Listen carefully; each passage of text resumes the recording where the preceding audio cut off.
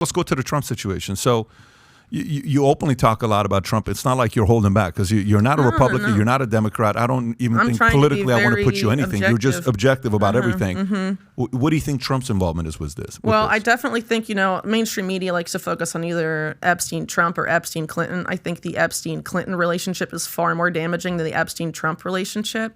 I think the Epstein-Trump relationship was mainly a social one. I don't really, the Clinton stuff is, we just kind of got into that and it's pretty wild, right? The Epstein-Trump stuff doesn't seem to be that crazy in comparison. I agree. But you have to keep in mind too, I think a lot of people, whether you love him or you hate him, you end up sort of coming at his background and who he is from sort of a biased standpoint if you're on one of those two polarized extremes that we have today in the United States, right? Regarding Trump, you're saying? Yeah, totally. So as I see it, I wrote a lot about his mentor, Roy Cohn, and that kind of world, and that's the person who supposedly taught him, the art of the deal, and we talked a little bit earlier about this favor bank system, unsavory alliances, you're working in real estate, the, cement, concrete, it's mob-dominated companies, you gotta, make unsavory alliances to make your business work, and, this is a guy, Trump is a guy that inherited a real estate empire already there. He obviously wants it to succeed, so he's going to continue that same system, right? And he's going to continue making those same alliances and do what he can to be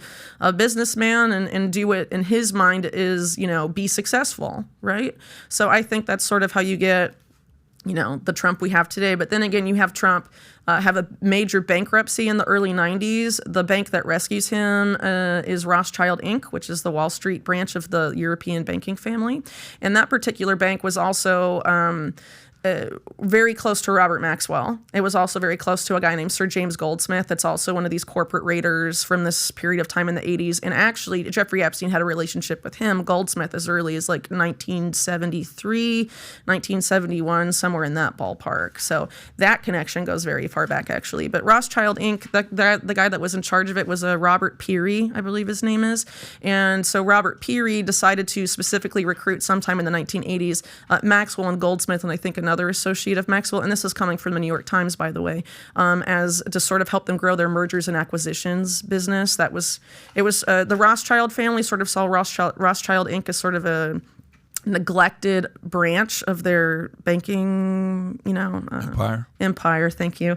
And they tasked this Robert Peary guy with sort of growing it and developing it. And so he brought in Maxwell and these guys, right? And so this is one of the banks that's responsible for Robert Maxwell's deal with Macmillan, for example.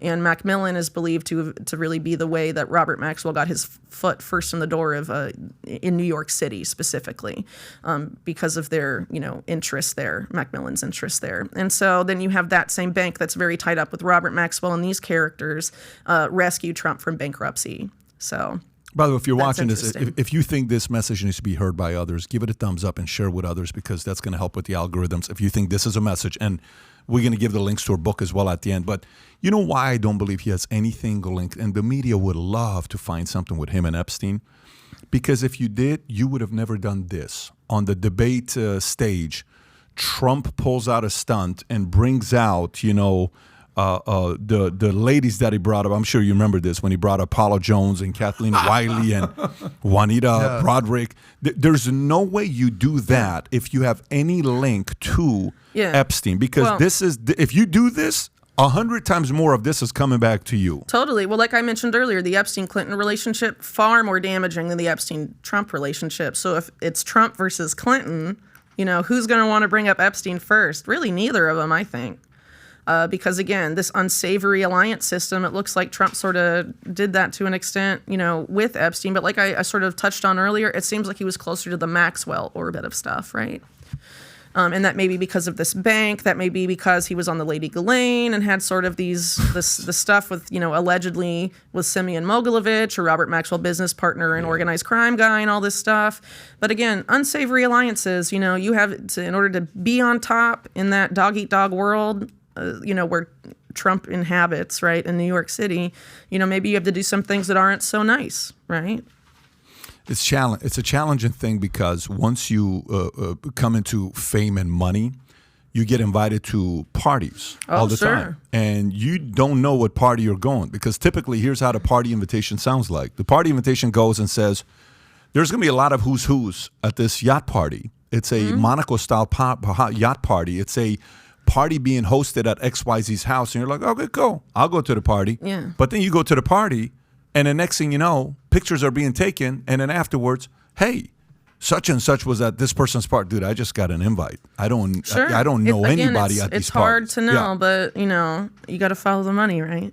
That's a different story. Following the money is a different story. Once you do business with somebody, that's a different story than you're invited to a party. But sometimes, like there's even a picture with Ghislaine Maxwell, Elon Musk. So, hey, look at the picture here and I don't know if you've seen this one or not. Sure. Yeah. From 2014, I believe. Yeah, so here's at a party. Well, she took pictures with a lot of people. Even like Robert F. Kennedy Jr. took pictures with her, but they're, as far as I understand, not really affiliated at all. So, I mean, she was a social butterfly. She was very much in these elite New York social circles, and that was really what she did. She was an influencer, right? And there are times when she used that to advance this particular side of things that we're talking about, the shadier stuff, but some of it may have just been social. Again, it's really hard to know, but if you look like I did at some of these articles that came out in mainstream media before Epstein was infamous, even arrested the first time, I mean, it's pretty clear that people in those social circles knew something was weird with Ghislaine Maxwell and Jeffrey Epstein. So if you like this clip and you want to watch another one, click right here. And if you want to watch the entire podcast, click right here.